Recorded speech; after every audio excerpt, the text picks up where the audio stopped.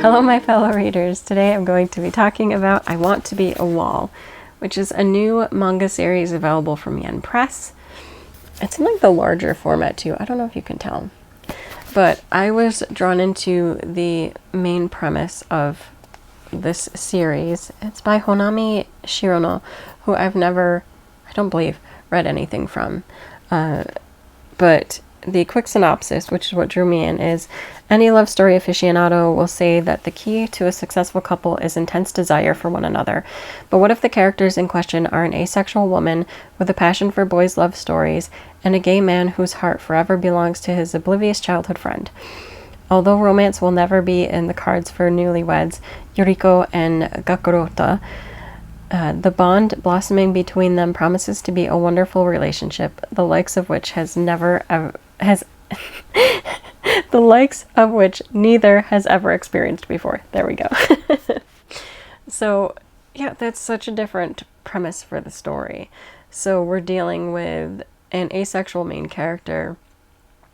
At least thus far, the story's mostly told from the wife's perspective, which is Yuriko, and how she's handled this situation and her life. And she realized, not like early on, but she realized that she was different from other people, as when she was like in school, it didn't matter as much. And she had a best friend who they were more into fandoms. So they would watch things or like read their favorite doujins or manga or whatever, and they'd fangirl over things, and they didn't need those relationships because what they were reading was better than anything that seemed to be in existence or non-existence for them. So she never thought anything was weird. But then as she got into employment age and the whole culture of work, started to realize that it wasn't just that she was busy, or I don't know, that there wasn't just the drive. It's that she really wasn't interested in that at all. That she didn't mind reading about physical intimacy, but she didn't want that in her own life. So it's kind of just interesting following her along. Again, this isn't very big. You can probably see this volume is short. So not too much happened in there, other than there's her initial introduction and speaking of that way. And then getting glimpses of the person who becomes her husband and who she feels safe with. She knows that with him, since he is gay, there's no chance of a need for physical intimacy. And so she feels very comfortable. And he's also very nice. He's good at taking care of domestic issues, and it just seems to work out really well. Like they're very good friends.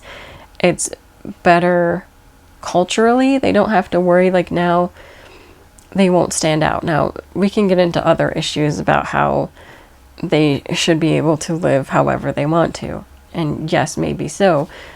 But since they live in a world where a lot of it is, there are certain things that you're expected to do within that society. For them, it seems to work out well. Now they can present themselves as normal and have that freedom to actually be who they are at home, if that makes sense. And so they're pretty sure that for them this will work. I'm a bit more concerned. I mean, yes, I would worry for her, but I'm a bit more concerned for her husband, who I feel like that's got to be a bit tougher, because he does have the desire for physical intimacy. It just so happens at this point, which leads him to marry her, he is utterly devoted and unrequitedly in love with his best friend, who's so oblivious, but is also straight. So I'm sure that at this point, he doesn't think that he could ever fall in love with anybody else, because he's so in love with his friend. And it could be that is the case, but I just worry that maybe that won't stay the case, and that either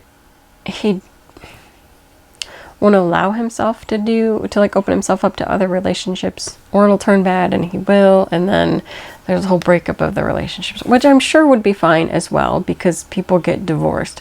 So like, even if their relationship did end, I'm sure they would get by.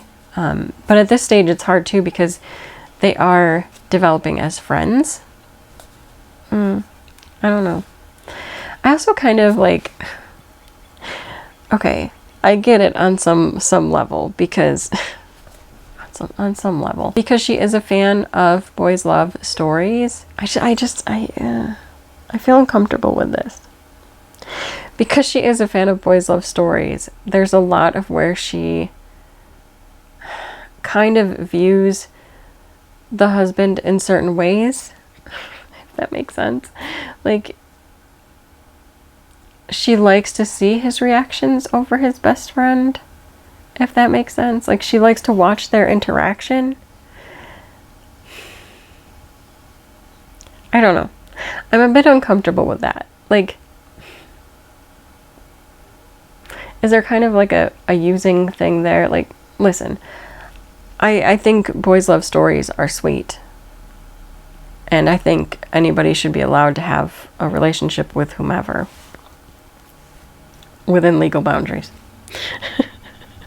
That's always like a weird thing to say, like, yeah, you can love whomever you want, as long as they can give consent. There, I'll put it like that. But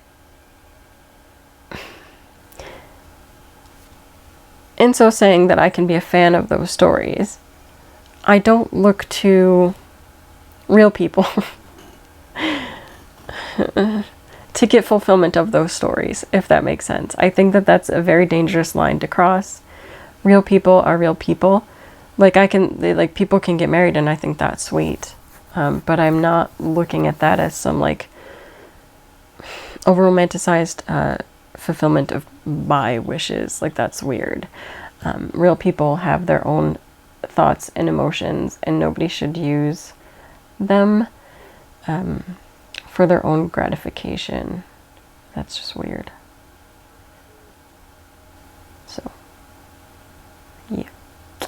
That's my stand on that. Because that was the one part that made me a little uncomfortable. I think a lot of this is very cute and sweet, and if she were just supporting her husband, loving his friend, and being devoted to him, even though they can never have an intimate relationship with one another, or it seems that way, like, that'd be fine. But it's like, I don't know, like watching him being all like, oh, it's so cute, or like being reminded of stories you've read. I don't know.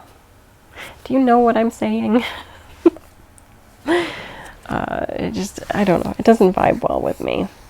I think I spoke a little bit of that with Sasaki and Miyano, where sometimes that whole thing with like shipping your friends and whatever, like I don't really get real life shipping. Like, if your friends end up in a relationship, I think that's fine.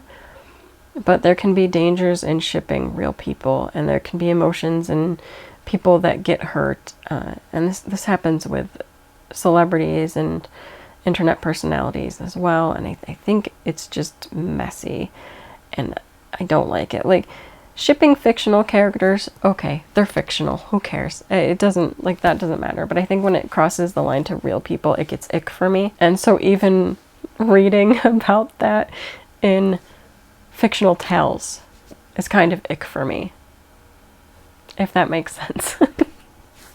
So there you go. But in general, I thought it was really cute. I look forward to seeing like how their friendship develops and how they navigate their world. I don't know where it's going to go though. Like, I don't know if it's just going to stay a kind of slice of life while they navigate their feelings, or if it's going to go somewhere else. I don't know. And how long? Like, how long can you keep going with the same themes? I mean, it seems like it would just get to a point where they're just existing comfortably with one another. Like, you don't have anything more to learn.